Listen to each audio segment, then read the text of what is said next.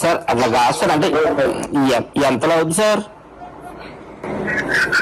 ఒకసారి వస్తే మాట్లాడదామండి. అంటే కలిసి మాట్లాడమంటారండి? రేపు బయలుదేరామండి. ఎన్నింటికి రమ్మంటారు సార్? ఇష్టం, మీరు ఏ టైంకి అయినారండి. సరే సార్. ఇప్పుడు మా చెల్లి కూడా కావాలంటే నేను ఒక్కన మా బావ నేను వస్తే సరిపడు. మీ ఒక్కరైనా రండి, మీ ఒక్కరైనా రండి, ఆవిడ కానీ పర్లేదు, మీరే మాట్లాడుకోవడం చేసుకుంటాండి. అవును సార్. సరే సార్, అయితే రేపు 10 గంటలకల్లా వచ్చేస్తాను సార్. వచ్చి మీకు కాల్ చేస్తాను సార్ ఈ నెంబర్కి. మాక్సిమం ఒక వస్తే బెటర్, ఇద్దరు వస్తే కూడా ఒకరితోనే కదా మాట్లాడేది. ఇంకా మీరు నెక్స్ట్ వాళ్ళు చెప్తారు కదా సార్. ఏం లేదు, కొంచెం ఇది సీక్రెట్ గా చేసుకున్నారు కదా. ఓకే, తప్పకుండా సార్. నాకు అర్థమైంది సార్.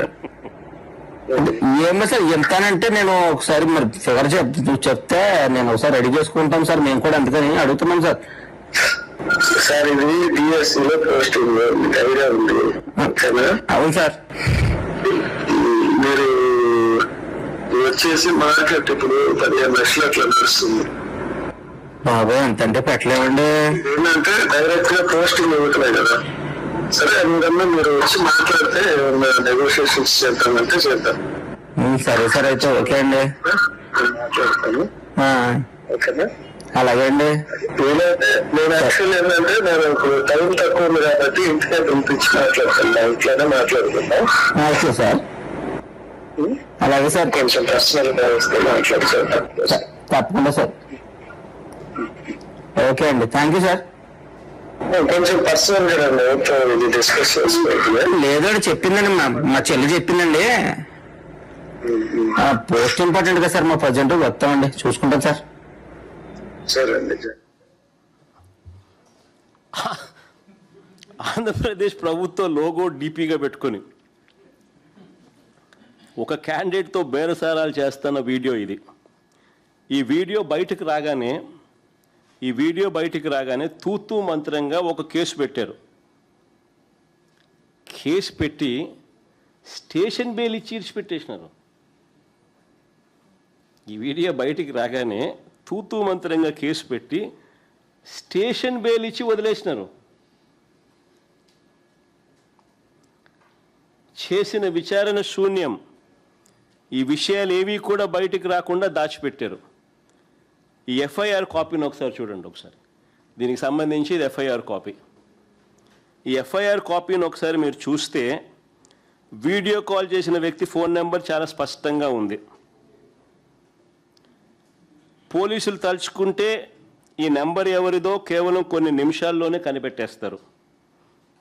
కానీ ఎఫ్ఐఆర్ కాపీలో ఆ నెంబర్ ఎవరిదో ఆ పేరు తెలుపుకోకుండా అనుమానిత వ్యక్తి సస్పెక్ట్ అని మాత్రమే రాస్తారు. చూడండి, అక్కడ సస్పెక్ట్ అని మాత్రమే రాసినారు పైన.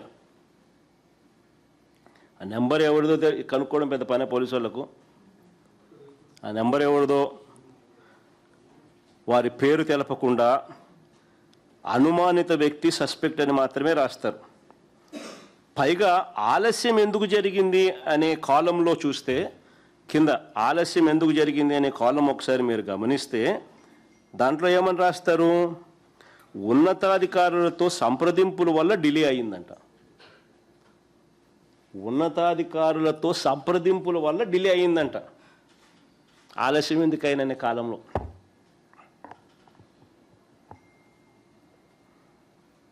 దీని అర్థం ఈ వీడియో కాలు ఆషామాషిది కాదని, అనుమానిత వ్యక్తి చాలా ముఖ్యమైన వ్యక్తి అని తేల్తా ఉంది కదా. స్పోర్ట్స్ కోటాలో వ్యవహారం వెనుక పెద్ద తలకాయలు ఉన్నాయని చెప్పడానికి ఇది ఒక ఉదాహరణ. ఆ పక్క ఎమ్మెల్యేలు ఎంపీలు డీల్ చేస్తూ ఉన్నారు, వేరే విషయం. కోన రవికుమార్ దగ్గర నుంచి ఎంపీ భరత్ దగ్గర నుంచి వాళ్ళే అసోసియేషన్ ప్రెసిడెంట్లు, వాళ్ళే సర్టిఫికెట్లు ఇవ్వడము, వాళ్ళే అథెంటికేట్ చేయడము, వాళ్ళే ఉద్యోగాలు ఇప్పించడము. ఓ పక్క ఎంపీలు ఎమ్మెల్యేలు డీల్ చేస్తూ ఉన్నారు, వేరే విషయము. వీళ్ళు కూడా ఒక ఉదాహరణ. పైగా అన్నిటికన్నా ఆశ్చర్యం ఏమిటో తెలుసా? బలమైన సెక్షన్లు పెట్టి గట్టిగా విచారణ చేయకపోగా కేవలం స్టేషన్ బెయిల్ ఇచ్చి పంపించినారు. స్టేషన్ బెయిల్ ఇచ్చి పంపించేసినారు. అది అన్నిటికన్నా దారుణం, ఆశ్చర్యం. అసలు చంద్రబాబు నిజంగా అడ్మినిస్ట్రేషన్ అంతా ఎలా ఉంటుంది అనేది ఒక చిన్న ఎగ్జాంపుల్ చెప్తా. చంద్రబాబు నాయుడు గారి అడ్మినిస్ట్రేషన్ అంతా లీకేజీల మయం. 1995లో 10th class paper leak. Chandrababu Naidu గారి అడ్మినిస్ట్రేషన్ ఎలా ఉంటుంది అన్నది ఒకసారి చరిత్ర చెప్తా, ఒకసారి వినండి. 1995లో 10th క్లాస్ పేపర్ లీక్, 1996లో ఎంసెట్ ఇంజనీరింగ్ పేపర్ లీక్, 1997లో ఇంటర్మీడియట్ పేపర్స్ లీక్, 2017లో 10th సైన్స్ పేపర్ లీక్, 2019లో 10th పేపర్ లీక్, 2025లో బీఈడి పేపర్ లీక్.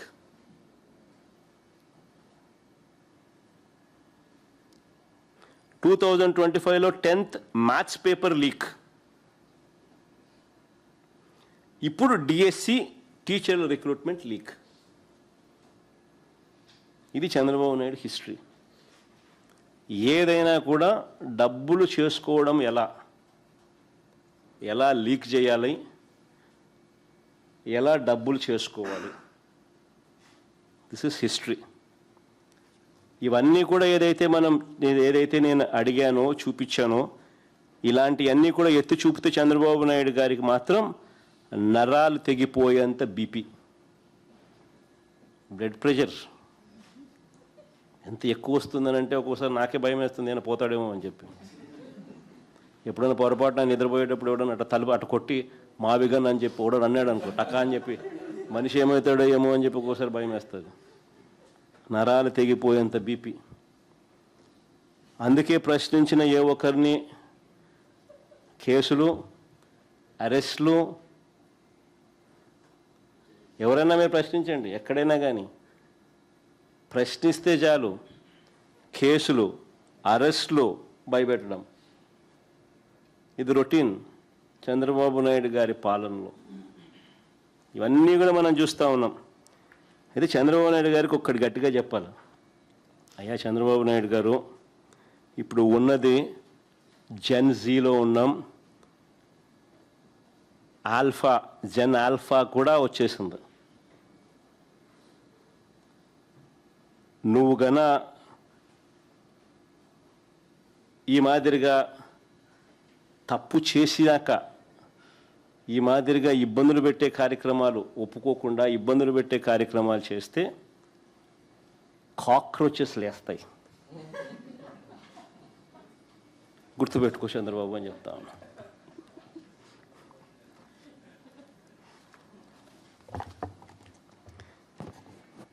ఆంధ్ర రాష్ట్రంలో మేము కూడా కాక్రోచ్ అనుకో.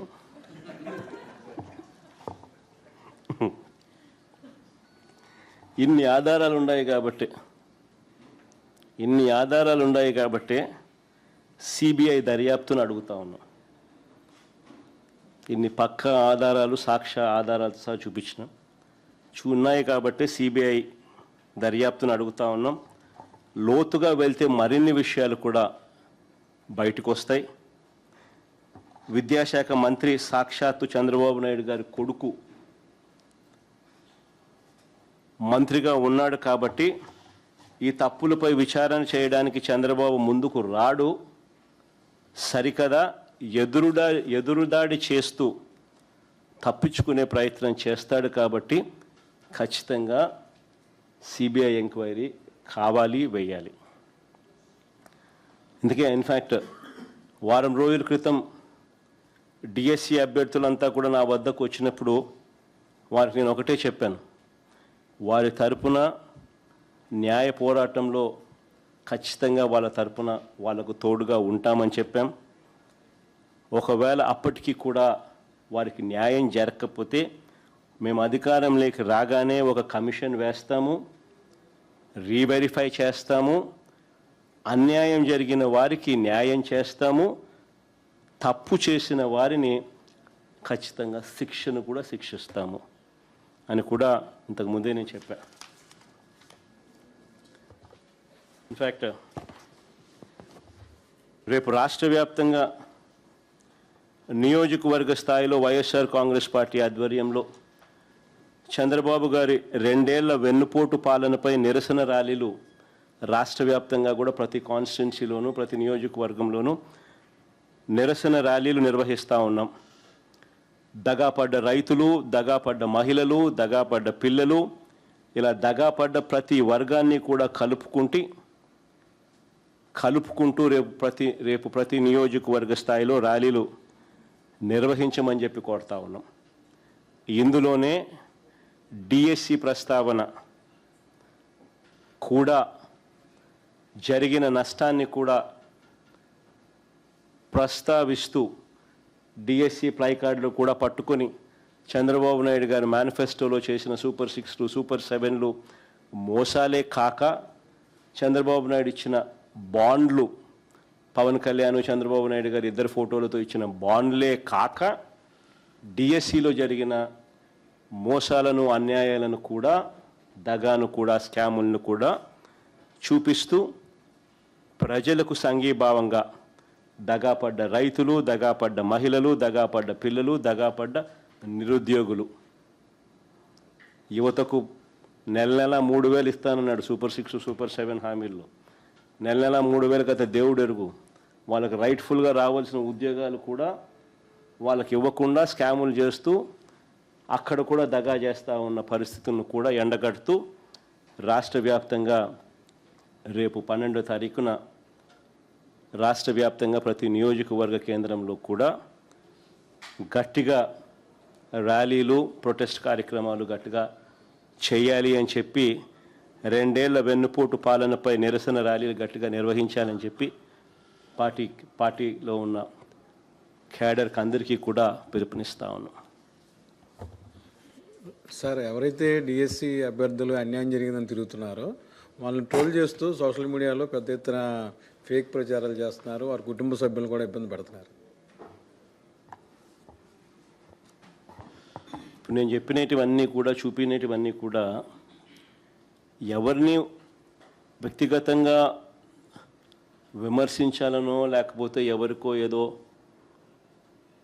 ఎత్తి చూపించాలనో కాదు. ప్రతి విషయంలోనూ కూడా ఆధారాలతో సహా with facts and figures explain చేయడం అనేది జరుగుతూ ఉంది. ఈ ఫ్యాక్ట్స్ అండ్ ఫిగర్స్లో ఇంత క్రిస్టల్ క్లియర్గా కనిపిస్తూ ఉన్నప్పుడు సమాధానాలు చెప్పాల్సిన చోట సమాధానం చెప్పకపోగా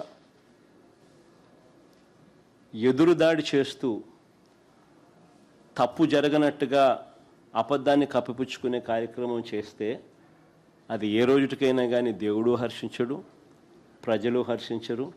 ఖచ్చితంగా మొట్టికాయలు చంద్రబాబు నాయుడు గారి ఖచ్చితంగా రాబోయే రోజుల్లో దేవుడు, ప్రజలు ఖచ్చితంగా వేస్తారు. Sir, CM Chandrababu Naidu says this DSC has been most like transparent way they have conducted this exam. So what do you say on it? In fact, I'll just give a little briefing in English as well, so that because the issue is of national importance, the issue has a bearing on the plight of lakhs of people who've written this exam in the state of Andhra Pradesh. So I'll just give a background of this in English as well. See, the first thing is, as I had pointed out, there are approximately 5-6 points here that are relevant. I'll just spot out the highlights of these 5 or 6 important points so that you also understand how it has been conducted.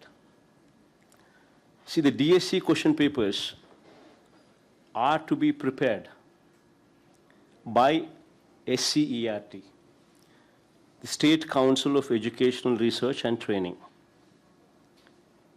while the conduct of the examination is the responsibility of the DSC.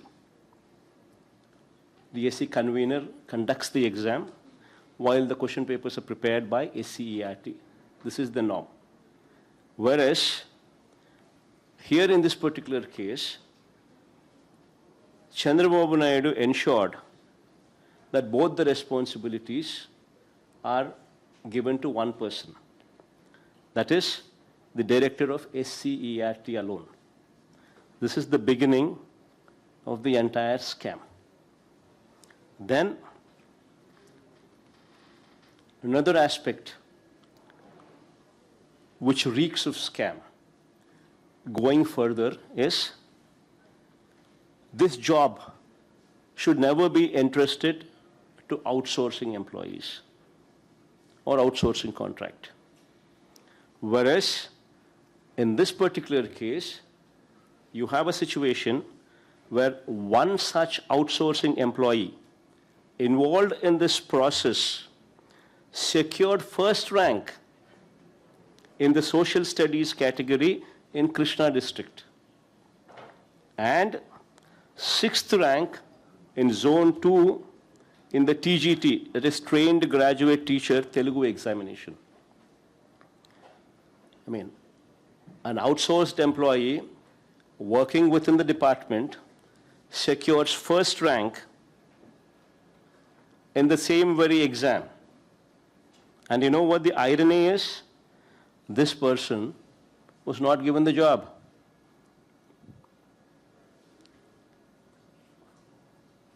Why was his ID and his data removed? Why was his name removed from the merit list? The first merit list had his name. The second merit list, the name was removed. Why wasn't he invited for verification? And the worst part is, this person went to the court.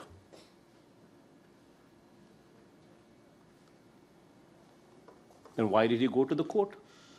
These people say this person did not turn up for verification of certificates, and that is why we could not give him a job. Somebody who scored first rank and somebody who's gone to the court. And these people say he did not turn up for verification. Whereas the reality is, his ID was removed, his data was removed, the merit list was changed. He was not even invited for verification. So now this is where the leak is clearly evident. Now, did the leak stop with one person? How many people actually obtained the question paper beforehand? Now, what is the extent of the leak? What is the extent of the scam? How much of money exchanged hands? Now, these details are to be probed into. Then going further, which reeks of scam again, no merit lists were displayed. Usually it's a DSC, District Selection Committee, where the exams, where the onus is on the collectors, district collectors. The norm is the district collectors display these lists, the merit lists, the marks, the ranks, the cutoff, the roster, all these things are usually put up for public domain at the collector's office.